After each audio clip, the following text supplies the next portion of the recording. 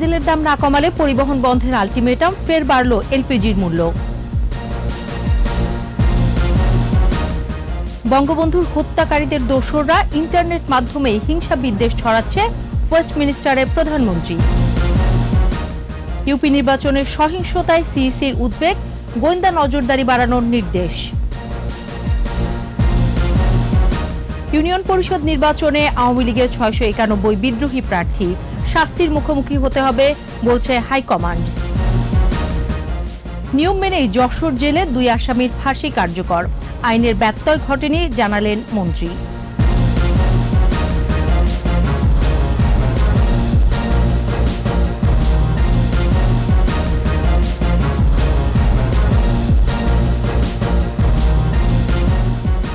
শুনছিলেন first security ইসলামী bank limited সংবাদ শিরোনাম। আমন্ত্রণ সন্ধ্যা 7টার 21 সংবাদে, সাথে আছি সোনিয়া স্নিগ্ধা। দর্শক, 21 টেলিভিশনের সংবাদ একই সাথে সরাসরি দেখতে পাবেন আমাদের ফেসবুক পেজ www.facebook.com/2124 অনলাইনে। এছাড়াও সংবাদে আরও থাকছে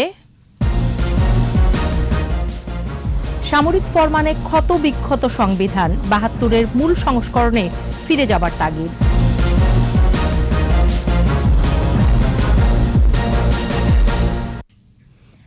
চব্বিশ ঘন্টার মধ্যে জ্বালানি তেলের দাম না কমালে সারা দেশে পণ্য পরিবহন বন্ধ রাখার ঘোষণা দিয়েছে ট্রাক কাভার্ড ভ্যান মালিক সমিতি।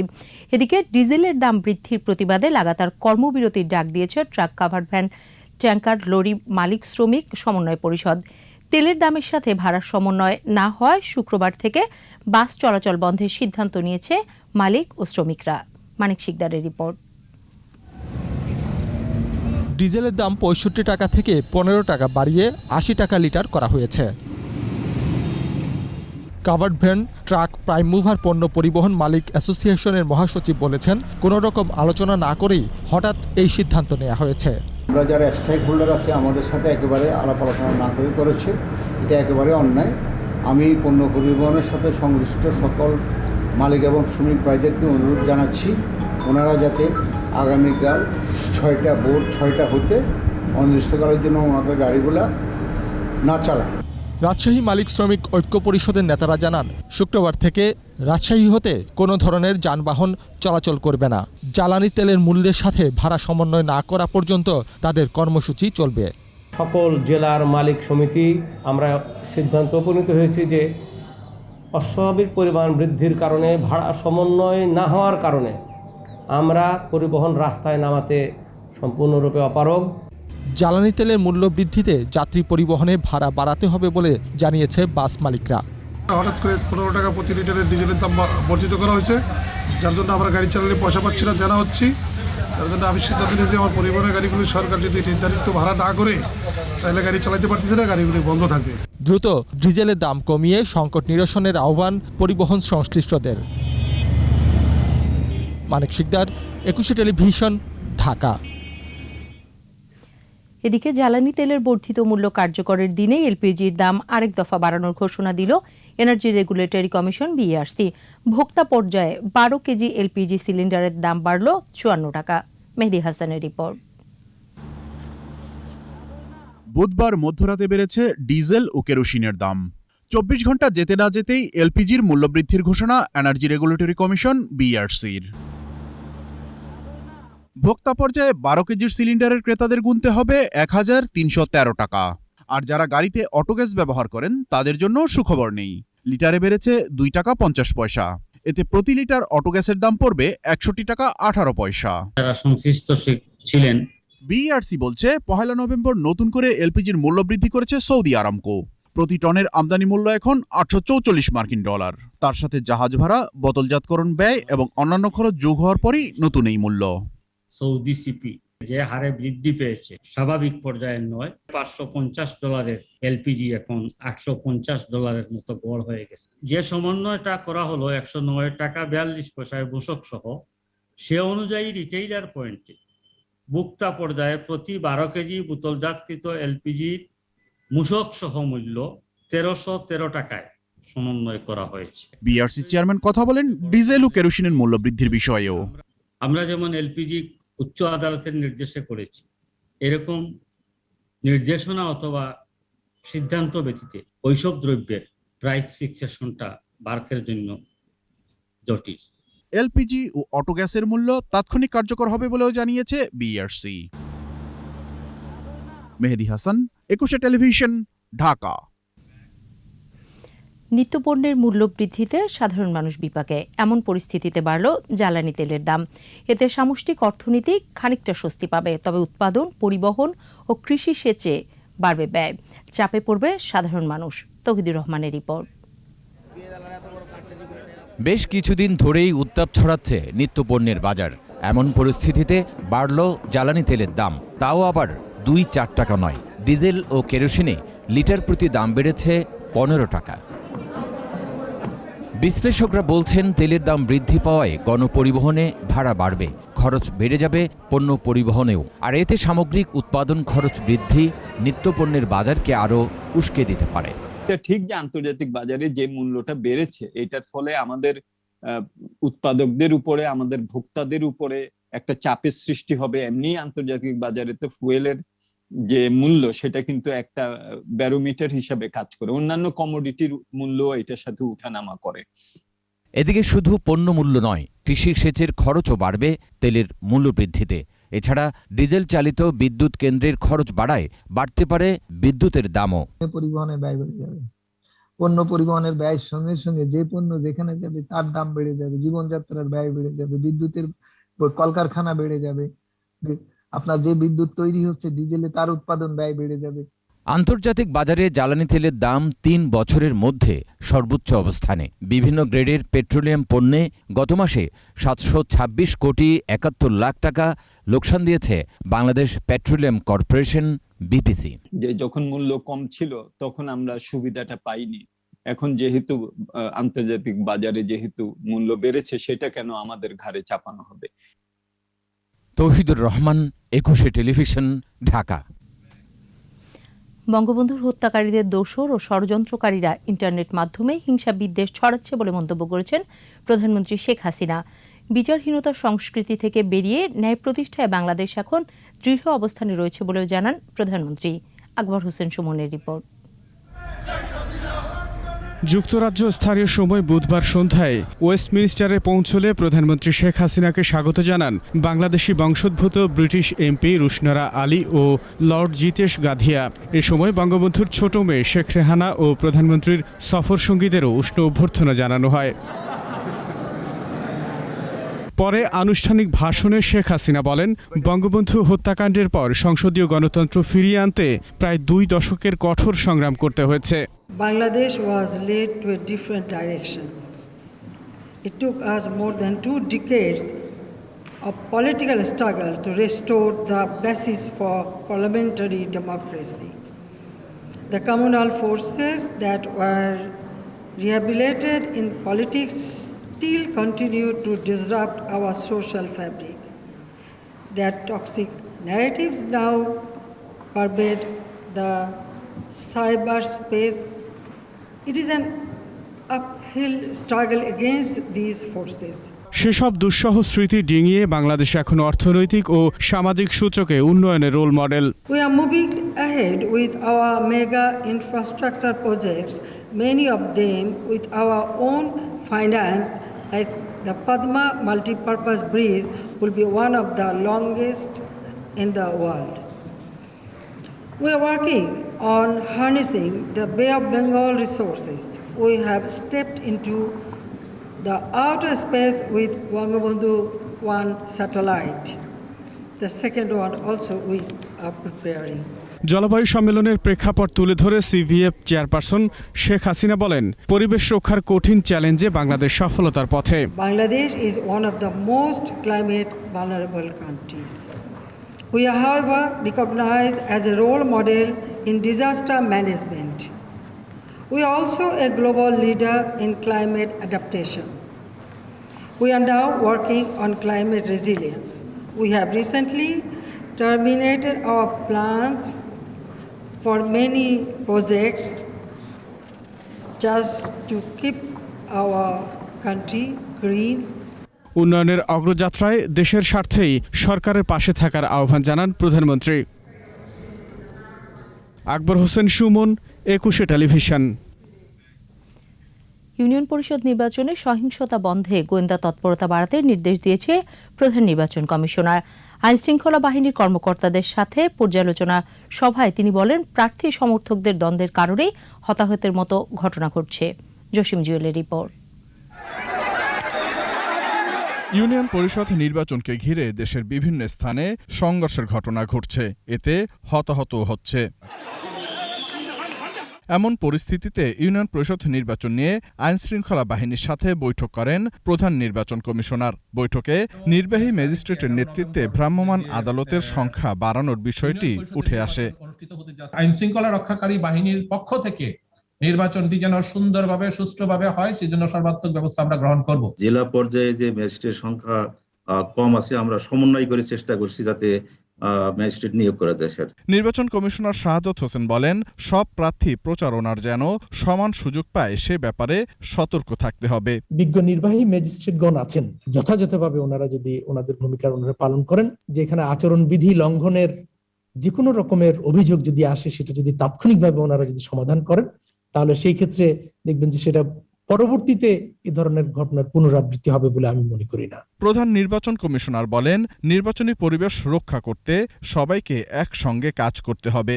গোয়েন্দা তৎপরতার মাধ্যমে সেগুলো নিয়ন্ত্রণ করতে পারেন এবং জানতে পারেন, তাহলে এটা সুবিধা হবে। যে করোনা পরিস্থিতির কারণে নির্বাচনগুলো আমাদের একসাথে পুঞ্জীবিত হয়ে গেছে। করোনা পরিস্থিতি না হতো তাহলে তো একটা ধাপে হয়তো নির্বাচন হতো আমাদের 300-350, যেটা আপনাদের সকলের পক্ষে সামাল দেওয়া সম্ভব ছিল। কিন্তু করোনা পরিস্থিতির কারণে নির্বাচনের সংখ্যা বেড়ে যাচ্ছে। আমাদের এখন 800, 900, 1000 বা 1000-এর বেশি সংখ্যক নির্বাচন অনুষ্ঠানের প্রয়োজনীয়তা দেখা দিয়েছে। গোয়েন্দা তথ্য কাজে লাগিয়ে অপ্রীতিকর ঘটনা ঘটার আগেই ব্যবস্থা নেয়ার নির্দেশও দেন প্রধান নির্বাচন কমিশনার। নির্বাচনের পরিবেশ পরিস্থিতি সুন্দর এবং স্বাভাবিক হওয়া সম্ভব। জসিম জুয়েল, একুশে টেলিভিশন, ঢাকা। বিদ্রোহী প্রার্থী বেড়েছে ক্ষমতাসীন আওয়ামী লীগের দ্বিতীয় ধাপে ইউপি নির্বাচনে এদের সংখ্যা 691। বিদ্রোহীদের শাস্তি অনিবার্য বলেছেন মাহবুবুল আলম হানিফ। রিপোর্ট করেছেন জসিম জুয়েল। শীতের প্রারম্ভে ভোটের উৎসব, তাও আবার তৃণমূলে। 11ই নভেম্বর শুরু হবে দ্বিতীয় ধাপের ইউনিয়ন পরিষদ নির্বাচন। দলীয় প্রতীক না পেলেও মাঠে আছেন 691 জন বিদ্রোহী, যাদের বেশিরভাগই গুরুত্বপূর্ণ পদে আছেন উপজেলা কিংবা ইউনিয়ন আওয়ামী লীগে। বিদ্রোহী প্রার্থীদের কেউ কেউ আবার স্থানীয় এমপির নিকট আত্মীয়, আছেন জেলা আওয়ামী লীগের নেতাও।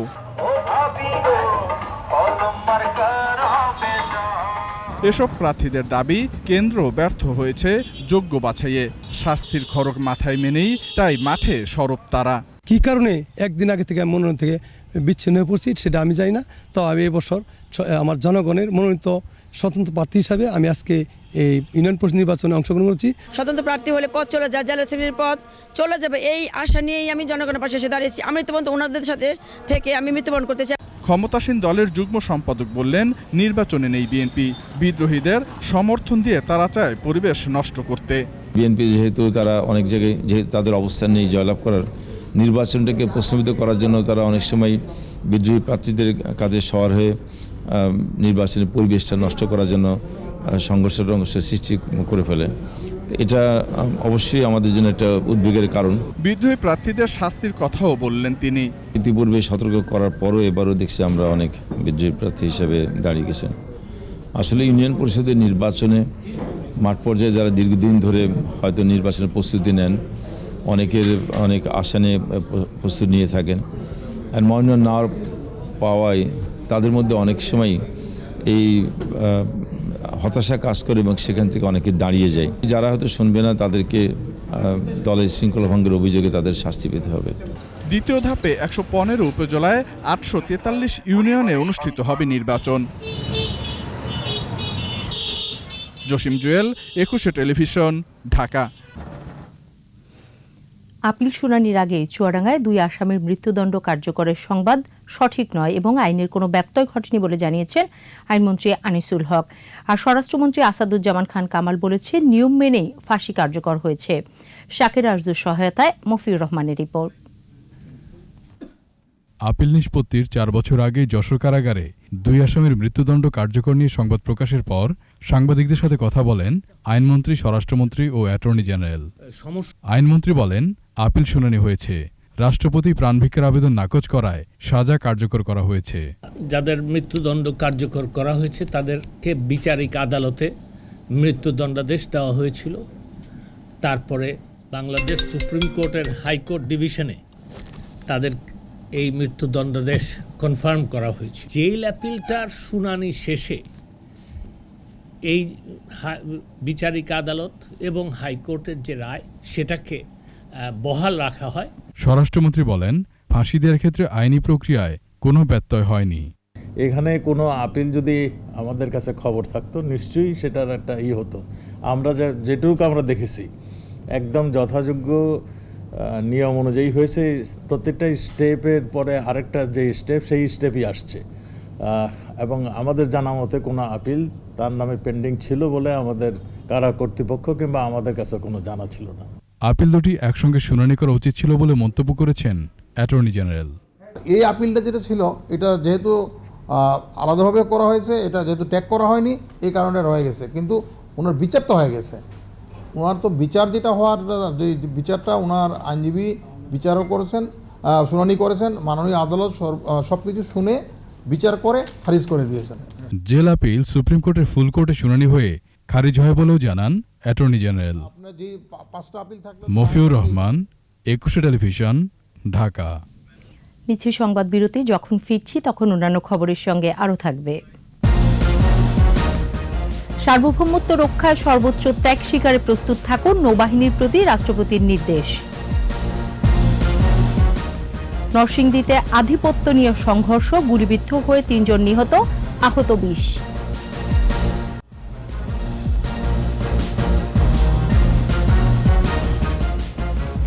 আবারও আমন্ত্রণ সন্ধ্যা 7:21 সংবাদে। সকলের সাথে বন্ধুত্ব, কারো সাথে বৈরিতা নয়, পররাষ্ট্রনীতির এই বিশ্বাসের পাশাপাশি আত্মমর্যাদা ও আত্মরক্ষায় আপোষহীন থাকতে নৌবাহিনীকে নির্দেশ দিয়েছেন রাষ্ট্রপতি মোহাম্মদ আব্দুল হামিদ।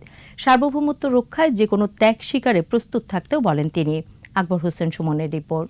1971 সালে এক বৈঠকে স্বাধীনতা পুরস্কার বিজয়ী আগরতলা ষড়যন্ত্র মামলার 2 নম্বর আসামি ও বাঙালির মুক্তি সংগ্রামের অগ্রসৈনিক লেফটেন্যান্ট কমান্ডার মোয়াজ্জেম হোসেন, তার নামে বাংলাদেশ নৌবাহিনীর অন্যতম প্রশিক্ষণ ঘাঁটি বানুজা শহীদ মোয়াজ্জেমকে প্রদান করা হয় ন্যাশনাল স্ট্যান্ডার্ড।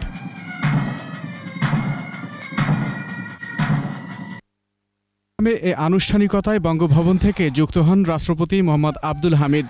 ভাষণে দেশের পররাষ্ট্রনীতি ও সার্বভৌমত্ব রক্ষায় দায়িত্ব পালনের নির্দেশনা দেন। আমরা সবার সাথে বন্ধুত্ব চাই, কিন্তু আত্মমর্যাদা ও আত্মরক্ষায় আমরা আপোষহীন। তাই দেশের সার্বভৌমত্বের পাশাপাশি আত্মমর্যাদা রক্ষায় নৌবাহিনীর প্রতিটি সদস্যকে যে কোনো ত্যাগ স্বীকারে প্রস্তুত থাকতে হবে। বিশাল সমুদ্র সীমা এবং জাতীয় ও অর্থনৈতিক উন্নয়নের নিরাপত্তায় দায়িত্বশীল ভূমিকা রাখতে ত্রিমাত্রিক বাহিনীর প্রতি আহ্বান জানান রাষ্ট্রপ্রধান। বিশাল সমুদ্র আপনাদের কর্মক্ষেত্র, আপনাদের পেশায় যেমন আছে চ্যালেঞ্জ, তেমনি আছে বিশালতার আহ্বান। দেশের অর্থনীতিকে সচল রাখা এবং সমুদ্রে বাণিজ্যিক জাহাজের নিরাপত্তা প্রদান সহ সমুদ্র সম্পদকে কাজে লাগানোর পরিবেশ তৈরি ও সুরক্ষার গুরু দায়িত্ব আপনাদের উপরই ন্যস্ত। আপনারা এই দায়িত্ব সতত নিষ্ঠার সাথে পালন করবেন এবং এই বিশ্বাস আমার আছে। আধুনিক রণকৌশল ও যুগোপযোগী তথ্য প্রযুক্তির সঙ্গে দক্ষ ও পারদর্শিতা অর্জনেরও তাগিদ দেন রাষ্ট্রপতি। আধুনিক রণকৌশল ও তথ্য প্রযুক্তিতে নিজেদের দক্ষ ও পারদর্শী হিসাবে গড়ে তুলতে হবে। আকবর হোসেন সুমন, 21 টেলিভিশন, ঢাকা। শিল্প উদ্যোক্তাদের উদ্ভাবনী চিন্তাভাবনা ও সর্বাধুনিক প্রযুক্তি ব্যবহারের মাধ্যমে বিনিয়োগে এগিয়ে আসার আহ্বান জানিয়েছেন রাষ্ট্রপতি মোহাম্মদ আব্দুল হামিদ। শিল্প উন্নয়ন পুরস্কার 2019 প্রদান শেষে এই আহ্বান জানান তিনি।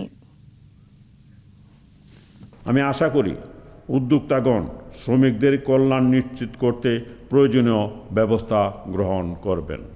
উন্নয়নের জন্য কর্মসংস্থান খুবই গুরুত্বপূর্ণ, তবে সরকারের একার পক্ষে বিপুল জনগোষ্ঠীর কর্মসংস্থান করা সম্ভব নয়। কর্মসংস্থান সৃষ্টির জন্য প্রয়োজন দেশি বিদেশি বিনিয়োগ। কথামালার চাতুরি দিয়ে জনগণের মন রক্ষা করা যায় না। বিএনপিকে উদ্দেশ্য করে এমন মন্তব্য করেছেন আওয়ামী লীগ সাধারণ সম্পাদক ওবায়দুল কাদের। নিয়মিত ব্রিফিংয়ে ভার্চুয়ালি যুক্ত হয়ে টাঙ্গাইল বাসাইল সখীপুর সড়কের নাঙ্গালিয়া সেতুর উদ্বোধন শেষে এ মন্তব্য করেন তিনি। দেখতে দেখতে 13 বছর চলে গেলেও দেশে আসার সৎসাহস আজ পর্যন্ত তারেক জিয়া দেখাতে পারেননি।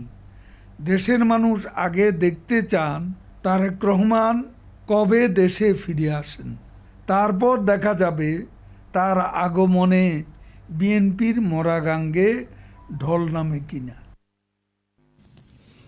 অন্যান্য বাহিনীর মতো ফায়ার সার্ভিস ও সিভিল ডিফেন্স চ্যালেঞ্জ মোকাবেলা করছে বলে মন্তব্য করেছেন স্বরাষ্ট্রমন্ত্রী আসাদুজ্জামান খান।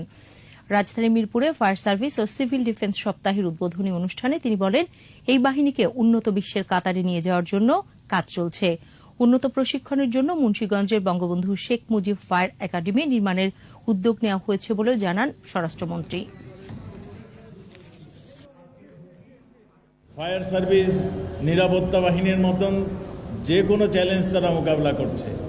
যে কোনো যেখানেই দুর্ঘটনা সেখানেই ফায়ার সার্ভিসের লোক সেই দুর্ঘটনার পাশে দাঁড়িয়েছে উদ্ধার কর্মের জন্য। আজকে আমি মনে করি আমরা আরও ফায়ার সার্ভিসকে আরও উন্নত প্রশিক্ষণের মাধ্যমে আমরা তাদেরকে আরও শক্তিশালী করব। নরসিংদীর আলোকবালিতে ইউনিয়ন পরিষদ নির্বাচন ও আধিপত্য বিস্তার নিয়ে দুই পক্ষের সংঘর্ষে গুলিবিদ্ধ হয়ে 3 জন নিহত হয়েছে, 20 জন আহত হয়েছেন। ভোরে আলোকবালি ইউনিয়নের নেকজানপুর গ্রামে এই সংঘর্ষের ঘটনা ঘটে। পুলিশ ও স্থানীয়রা জানায়, আধিপত্য বিস্তার নিয়ে রিপন মোল্লা ও আবুল খায়েরের সমর্থকদের সাথে সংঘর্ষে জড়ায়। এতে রিপন মোল্লা গ্রুপের আমির হোসেন, আশরাফুল ও খুশু বেগম গুলিবিদ্ধ হয়। টাটাও গুলিবিদ্ধ হয়ে আহত হয় দুই পক্ষের 20 জন। পরে পুলিশ পরিস্থিতি নিয়ন্ত্রণে আনে। পুলিশ যাওয়ার আগে তারা সকালে ঘুমোতে অতর্কিত হামলা চালাইছে, অস্ত্র নিয়ে। কোনো টাটা নাই, কোনোটা শুধু গুলি আর গুলি। আমাদের লোক যায় ঘরের ভিতরে পলাইছে। দেশের সবকটি উপজেলায় শিক্ষা প্রতিষ্ঠানে নির্যাতন প্রতিরোধে মনিটরিং কমিটি গঠন করার নির্দেশ দিয়েছেন হাইকোর্ট। কুমিল্লায় মাদ্রাসা এক শিক্ষার্থীকে নির্যাতনের ঘটনায় এই নির্দেশ দেন আদালত। বিচারপতি জুবাইর রহমান চৌধুরী ও বিচারপতি কাজী জিনাত হকের বেঞ্চ এ আদেশ দেন। আদেশে এই নির্দেশনা বাস্তবায়নে মহিলা ও শিশু বিষয়ক মন্ত্রণালয়কে নির্দেশনা দেওয়া হয়েছে। শিক্ষা প্রতিষ্ঠানে নির্যাতনের মামলাগুলো যেন দ্রুত নিষ্পত্তি হয় সে বিষয়েও নির্দেশ দিয়েছে হাইকোর্ট। 2018 সালে কুমিল্লার নির্যাতনের ঘটনাটি আদালতের নজরে আনা হয়েছিল, যার প্রেক্ষিতে আদেশ দেন হাইকোর্ট।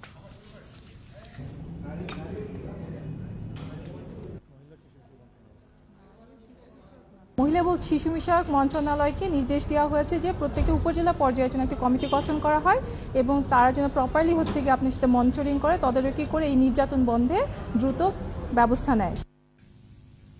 স্বাধীনতা সংগ্রামের পরে গণমানুষের অধিকার রক্ষার অনন্য এক দলিল বাংলাদেশের সংবিধান। বঙ্গবন্ধু হত্যার পর ষড়যন্ত্রকারীরা সেই সংবিধানকেই করেছে ক্ষতবিক্ষত। চেষ্টা হয়েছে রাষ্ট্রের মূল চরিত্র পাল্টে দেওয়ার। বাকিটা শুনুন শাকির আরজুর রিপোর্টে। জাতীয় জীবনের একটি গুরুত্বপূর্ণ দিন 4 নভেম্বর। অনেকটা নিভৃতেই প্রতি বছর দিনটি কেটে যায়। না কোনো অনুষ্ঠান, না আছে কোনো বিবৃতি, বক্তব্য। 1972 সালের 4 নভেম্বর গণপ্রজাতন্ত্রী বাংলাদেশের সংবিধান সর্বসম্মতভাবে সংবিধান বিল হিসেবে গৃহীত হয় গণপরিষদে। 9 মাসের রক্তক্ষয়ী যুদ্ধ আর লাখো শহীদের রক্তে অর্জিত স্বাধীনতার পর অল্প সময়ের ব্যবধানে গণপ্রজাতন্ত্রী বাংলাদেশের সংবিধান প্রণয়ন ছিল ব্যতিক্রমী এক ঘটনা। 1972 সালে যে আমরা যে সংবিধানটি নিতে পেরেছিলাম সেটি ছিল আমাদের স্বাধীনতার চেতনার একেবারে পরিপূর্ণ ফসল। বাঙালি জাতীয়তাবাদ, ধর্মনিরপেক্ষতা, সমাজতন্ত্র ও গণতন্ত্র, এই 4 মূলনীতিতে রচিত হয় বাংলাদেশের সংবিধান। বঙ্গবন্ধু তার একটা বক্তব্যে বলেছিলেন, শহীদের রক্তে রঞ্জিত এই বাংলাদেশের সংবিধান হবে অনাদিকালের জন্য মানুষের সমস্ত আশাকাঙ্ক্ষার প্রতিচ্ছবি। যেখানে মানবাধিকারের কথা আছে, যেখানে আইনের শাসনের কথা আছে, যেখানে মৌলিক অধিকারের কথা আছে, মৌলিক অধিকার খর্ব হলে কি হবে সেই কথাটা আছে। এই সংবিধানের সম্পূর্ণ সংবিধান। সংবিধান রচনার 2 বছর 8 মাস পর হত্যা হয় স্বাধীন বাংলাদেশের স্থপতি জাতির জনক শেখ মুজিবুর রহমান। সামরিক স্বৈরাচারেরা অবৈধভাবে ক্ষমতা দখল করে রক্তাক্ত করে সংবিধান, ছেঁটে ফেলে মূলনীতি। 1975 সনের 15 আগস্ট বঙ্গবন্ধুকে নির্মমভাবে হত্যা করার পরে বাংলাদেশের সংবিধানকে ধ্বংস করে দেওয়া হয়েছে। বিশেষ করে জিয়াউর রহমান যখন ক্ষমতায়, তখন 1979 সালের 9 জুলাইতে পার্লামেন্টে পঞ্চম সংশোধনীর মধ্য দিয়ে বাংলাদেশের সংবিধানের যে মৌলিক চরিত্র সেই চরিত্র ধ্বংস করে দেওয়া হয়েছে। ব্যক্তির ইচ্ছা অনিচ্ছায় সংবিধানটা বারবার পরিবর্তিত হচ্ছিল, তার আদেশটা সংবিধানের আদেশ হিসাবে আসছিল। এই বিষয়গুলো বিভিন্ন সময় আমাদের আদালতে আসছে, আদালত এই বিষয়ে অনেকগুলো সংবিধান বাতিল করেছেন, কিছু কিছু নির্দেশনা দিয়েছেন, সেই অনুযায়ী পরবর্তীতে সংবিধানটা আবারও বর্তমান অবস্থায় আসছে। স্বাধীনতার সপক্ষের শক্তি দায়িত্ব গ্রহণের পর আগের অবস্থায় ফিরিয়ে আনলেও ৭২-এর মূল সংবিধানে ফিরে যাওয়া জরুরি বলে মন্তব্য করেন এই বিজ্ঞ আইনজীবীরা। শাকের আরজু, ২১ টেলিভিশন, ঢাকা। এবার আমাদের বিশেষ আয়োজন আমার বাংলা।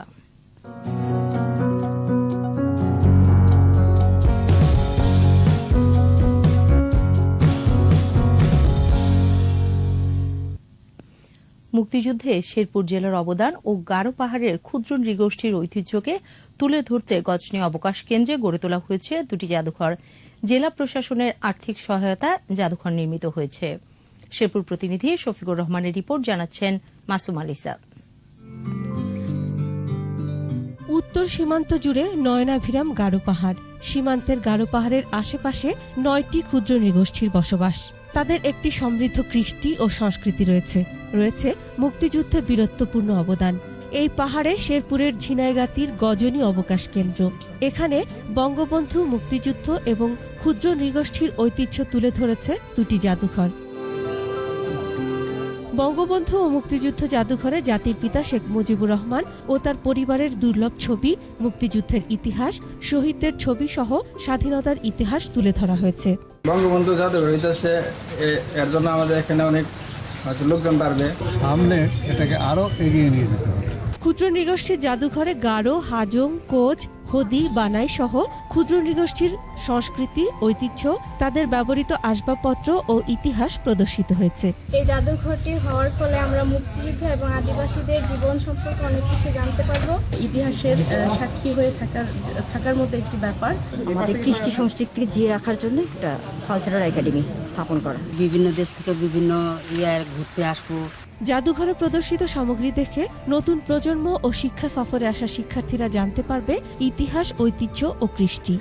আমরা কোনো টিকিট সিস্টেম রাখিনি, যাতে আমাদের পরবর্তী প্রজন্ম এখানে আসে, দেখে। সাংস্কৃতিক বিকাশ এবং পর্যটন বিকাশের ক্ষেত্রে আমরা কাজ করছি এবং শেরপুর জেলাকে এগিয়ে নিয়ে যেতে চাই। পর্যটকরা এসব জাতিগোষ্ঠীর ইতিহাস ও ঐতিহ্য এবং মুক্তিযুদ্ধ সম্পর্কে জানতে পারবে। পাশাপাশি এই দুই জাদুঘর এখানকার পর্যটন শিল্পকে আরও আকর্ষণীয় করে তুলবে বলে মনে করছেন সংশ্লিষ্টরা।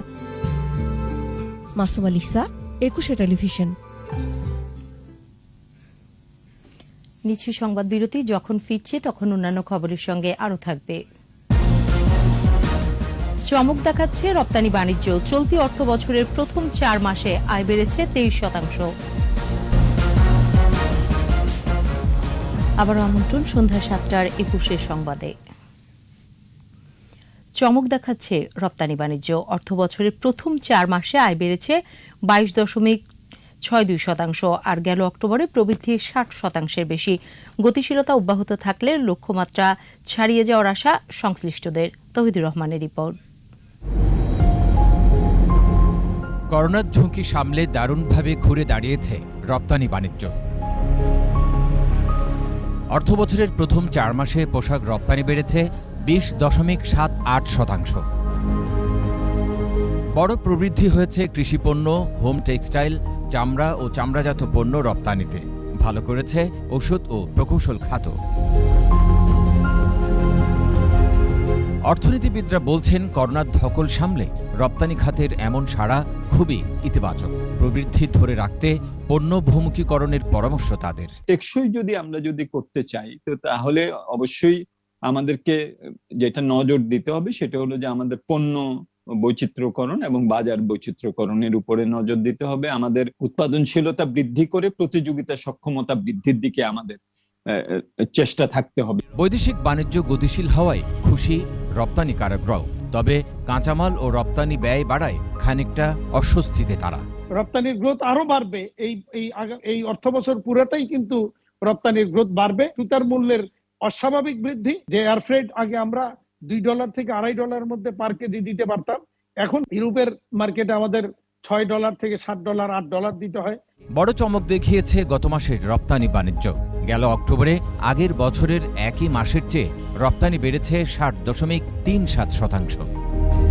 বিশ্লেষকরা বলছেন, বিদ্যমান গতিশীলতা বজায় থাকলে চলতি অর্থবছরে রপ্তানি আয়ে নতুন রেকর্ড গড়তে পারে বাংলাদেশ। তৌহিদুর রহমান, 21 টেলিভিশন, ঢাকা। এবার সোশ্যাল ইসলামী ব্যাংক লিমিটেড বাণিজ্য সংবাদ।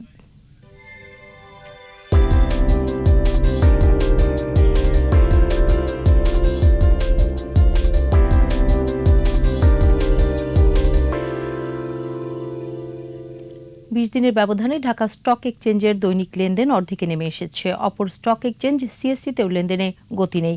বৃহস্পতিবার ডিএসসিতে লেনদেন হওয়া 275টি প্রতিষ্ঠানের মধ্যে দর বেড়েছে 131টির, কমেছে 195টির, আর অপরিবর্তিত ছিল 49টির দর।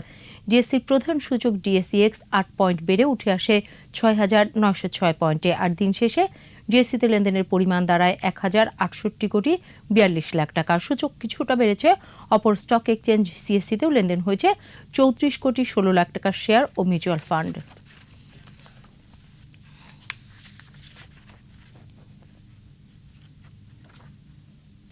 আর এরই সাথে শেষ করছি সন্ধ্যা 7:21 সংবাদ। যাবার আগে ফার্স্ট সিকিউরিটি ইসলামী ব্যাংক লিমিটেড সংবাদ শিরোনামগুলো আরও একবার। ডিজেলের দাম না কমালে পরিবহন বন্ধের আলটিমেটাম, ফের বাড়ল এলপিজির মূল্য।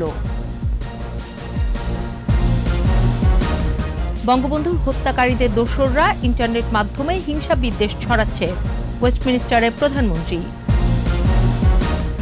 ইউপি নির্বাচনের সহিংসতায় সিইসির উদ্বেগ, গোয়েন্দা নজরদারি বাড়ানোর নির্দেশ।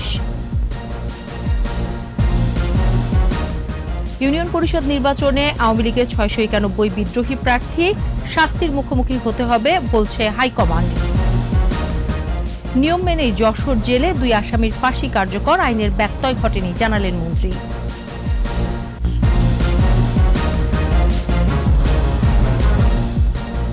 সর্বশেষ খবর জানতে ডায়াল করুন 2021 নম্বরে, আর ভিজিট করুন 21-tv.com ওয়েবসাইটে। এছাড়া ফেসবুকে লগ অন করতে পারেন facebook.com/2124 অনলাইনে। পরের সংবাদ রাত 9টায় দেখার আমন্ত্রণ রইল। স্বাস্থ্যবিধি মেনে চলুন, সুস্থ থাকুন।